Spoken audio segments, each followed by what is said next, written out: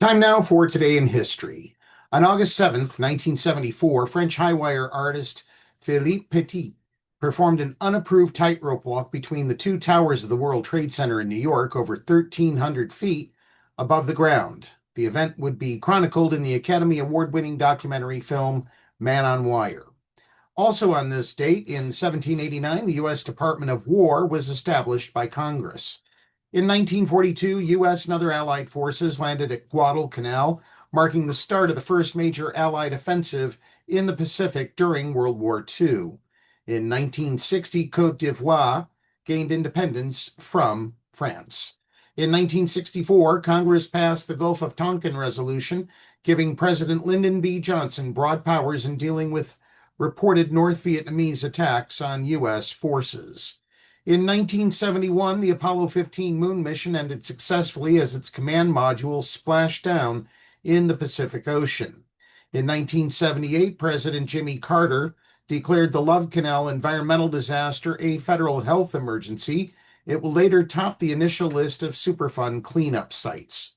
In 1989, a plane carrying U.S. Representative Mickey Leland, a Democrat from Texas, and 15 others disappeared over Ethiopia. The wreckage of the plane was found 6 days later. There were no survivors. In 1990, President George H.W. Bush ordered U.S. troops in warplanes to Saudi Arabia to guard the oil-rich desert kingdom against a possible invasion by Iraq. In 1998, terrorist bombs at U.S. embassies in Kenya and Tanzania killed 224 people, including 12 Americans. In 2007, San Francisco's Barry Bonds hit home run number 756 to break Hank Aaron's storied record with one out in the fifth inning of a game with the Washington Nationals. In 2012, to avoid a possible death penalty, Jared Lee Loughner agreed to spend the rest of his life in prison, accepting that he went on a deadly shooting rampage at an Arizona political gathering in 2011 that left 6 people dead and 13 injured, including U.S. Representative Gabby Giffords.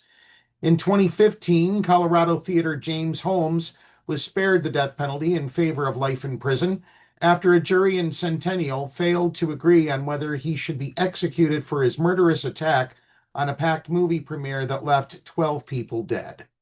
That's Today in History. Today's episode is brought to you by Mare's Jewelry and Trinkets, coming out August 25th.